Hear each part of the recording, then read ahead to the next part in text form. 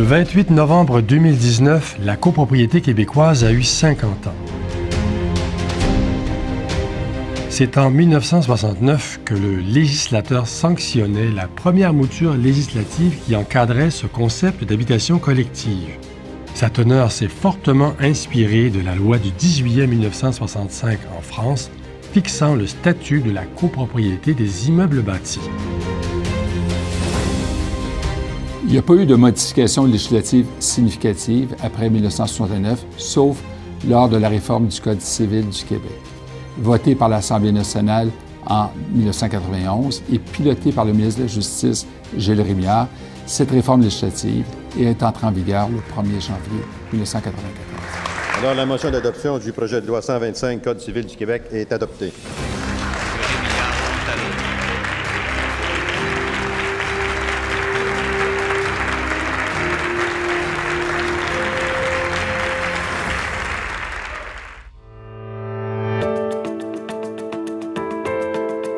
25 ans après la réforme législative de 1994, de nombreux intervenants demandaient qu'on vienne réformer notre droit de la copropriété. En 2019, la ministre André Laforêt a déposé le projet de loi 16. La loi visant principalement l'encadrement des inspections en bâtiment et de la copropriété divise pour permettre l'élaboration des mesures concernant la copropriété. Des discussions ont eu lieu avec des ordres professionnels et les principales organisations concernées par la copropriété. En somme, il en ressort que des actions précises et rapides devaient être posées dans ce dossier. En ce sens, notre projet de loi comprend des mesures qui permettraient de préserver les copropriétés de façon durable. Pour nous, un projet de loi sur la copropriété doit satisfaire 3 critères. Pérenniser le parc immobilier en copropriété, favoriser une équité intergénérationnelle et être compréhensible pour les administrateurs et les copropriétaires. D'emblée, nous sommes très satisfaits de ce projet de loi et considérons qu'il respecte, pour l'essentiel, ces 3 critères. La réforme législative sur la copropriété québécoise était devenue urgente. D'ailleurs, plusieurs observateurs n'hésitaient plus à qualifier la copropriété au Québec de bombe à retardement en quelque sorte, en raison d'un déficit d'entretien constaté dans plusieurs immeubles. Il fallait donc protéger les syndicats de copropriétaires contre eux-mêmes afin qu'ils puissent non seulement assurer la pérennité du patrimoine bâti, mais aussi protéger leur investissement. Nous allons maintenant débuter la période d'échange. Merci, Madame la Présidente.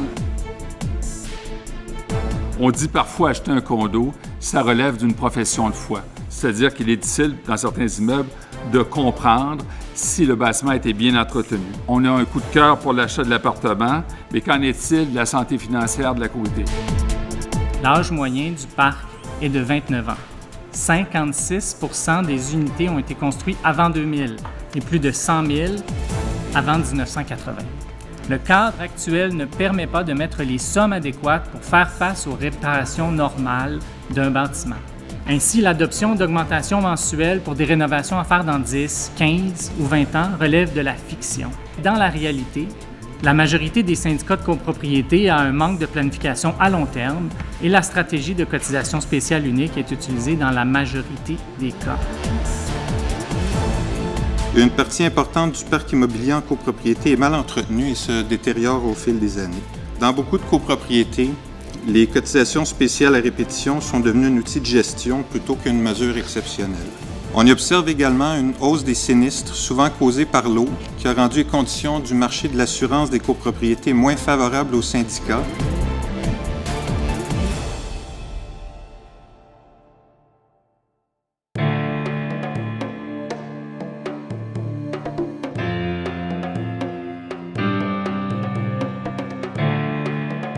Je salue l'initiative de la ministre André Laforêt d'avoir priorisé le dossier de la copropriété dès le début des travaux parlementaires. D'ailleurs, le projet de loi 16 en est la preuve. Quand je suis rentrée au cabinet, je voulais absolument rencontrer M. Jolicoeur parce que je sais que c'est un doyen, si je peux dire, au niveau de la copropriété. Il m'a mentionné qu'il avait écrit des livres. La première chose que j'ai faite, je les ai lus parce que je voulais savoir qu'est-ce que M. Jolicoeur avait travaillé. Puis c'était quoi la vision de M. Jolicoeur. Alors, je me suis comme un petit peu collée à la vision de M. Jolicoeur pour qu'on travaille en partenariat. L'élément majeur de cette réforme, c'est l'obligation de faire une étude de fonds de prévoyance et un carnet d'entretien.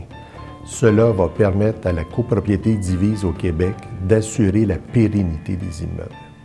Dans le cadre de l'application de la loi 16, un rôle important pour le RGCQ est d'expliquer à ses membres la raison pour ces études de fonds de prévoyance et ces carnets d'entretien.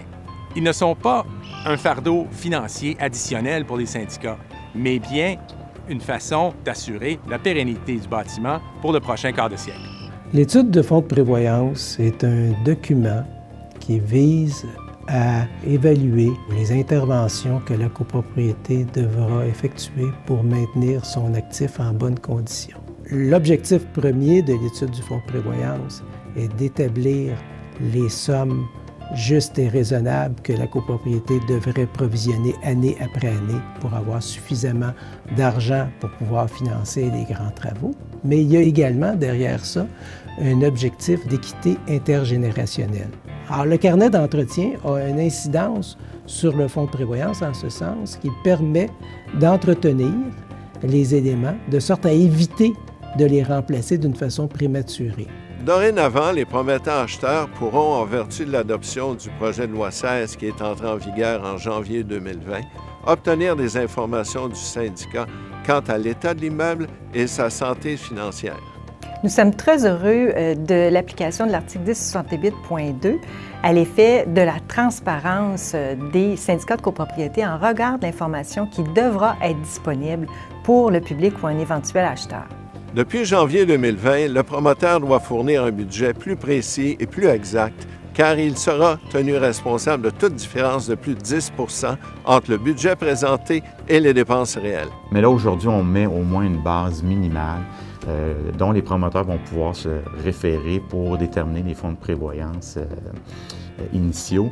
Et ça va permettre, je pense, une plus juste concurrence entre les promoteurs, des prix qui vont pouvoir être plus facilement comparables d'un promoteur à l'autre pour le consommateur.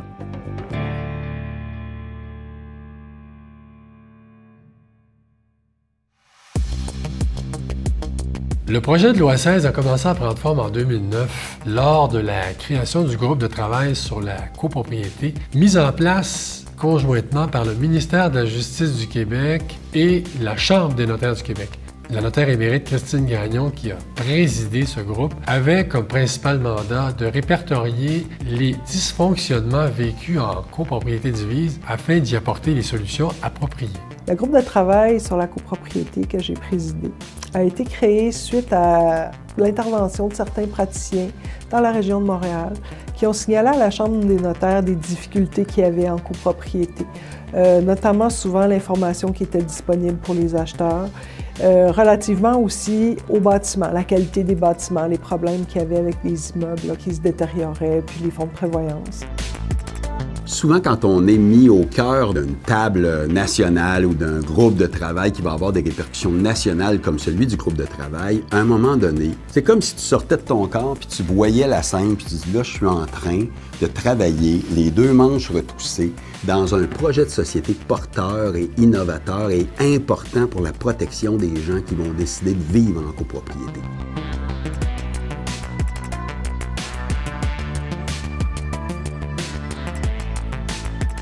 Alors, notre mémoire comportait de nombreuses recommandations. D'ailleurs, le groupe de travail sur la copropriété s'en est fortement inspiré dans le cadre du rapport produit auprès du ministre de la Justice de l'époque, Jean-Marc Fournier. Et le RGCQ avait fait une bonne consultation, si ma mémoire est exacte, avait fait une bonne consultation auprès de ses membres. Donc, avait été alimenté par ses membres, mais sur peut-être l'ensemble des questions qui les préoccupaient et non pas sur un point particulier.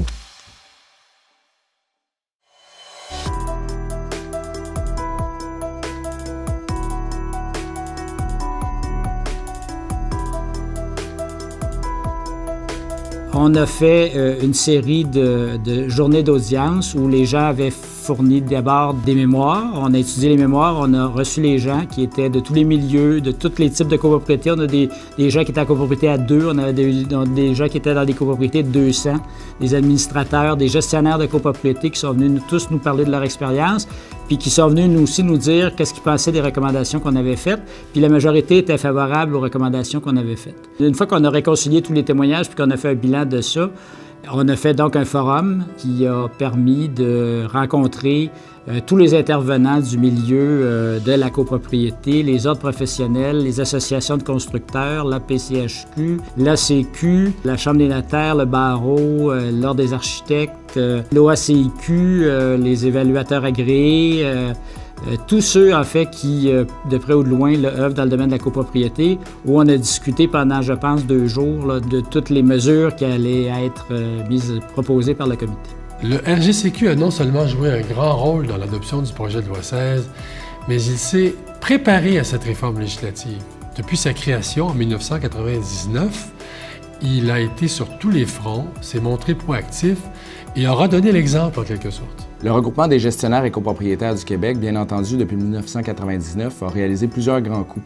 Je te dirais qu'un des premiers grands coups, en 2008, la création du chapitre de Québec et la création du chapitre de Gatineau ont permis au RGCQ de repousser, si on veut, les frontières du Grand Montréal afin d'offrir de plus de services à l'ensemble des copropriétaires de la province. Ensuite, on a mis en place plusieurs comités à travers le temps. La création d'un poste à l'interne du regroupement au niveau de tout ce qui est recherche et analyse a permis d'approfondir les études du fonds de prévoyance, les carnets d'entretien, les inspections de façade.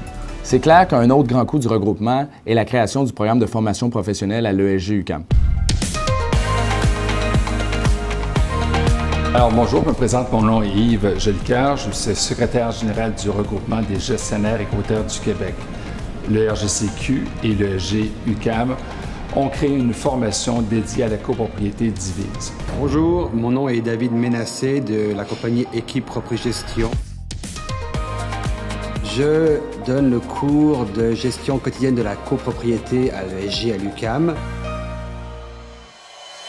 C'est très important pour un syndicat de copropriété d'avoir un gestionnaire de qualité compétent parce que les impacts peuvent être très importants, tant au niveau de la qualité de l'entretien des immeubles que des dépenses qui ne sont pas faites au bon moment. J'ai vu dans ma carrière des copropriétés mal gérées et c'est pas beau à voir. La gestion compétente d'une copropriété est primordiale. À mon arrivée en tant qu'administrateur de notre immeuble, nous avons décidé d'opérer de façon autonome. À ce moment-là, nous ne réalisions pas l'ampleur du travail à être fait, c'est-à-dire un volet technique, un volet administratif, un volet financier, ainsi que la gestion d'une déclaration de copropriété. Nous avons donc fait appel au RGCQ et sommes devenus membres. À travers les années, nous avons réalisé l'ampleur des services qui nous étaient destinés ou que nous pouvions utiliser.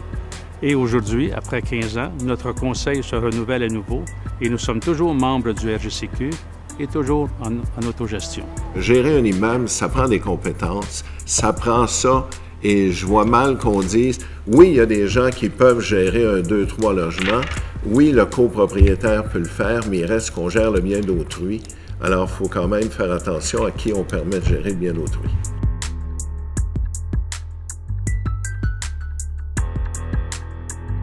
Toute réforme n'est pas parfaite. Alors, une réforme, je pense que c'est important de penser que ça va se faire par étapes. Et je pense que l'étape du projet de loi 16 est fondamentale, que c'est un grand succès. Et il faut espérer que le projet de loi 16 ne soit qu'une étape vers d'autres réformes qui vont permettre de régler les autres problèmes qui sont actuellement existants, là. Il va falloir que le temps passe, qu'on mette tout ça à l'épreuve du temps. Tout est perfectible, mais je pense que ce qu'il y avait dans le projet de loi faisait bien suite au rapport pour les sujets qui ont été abordés.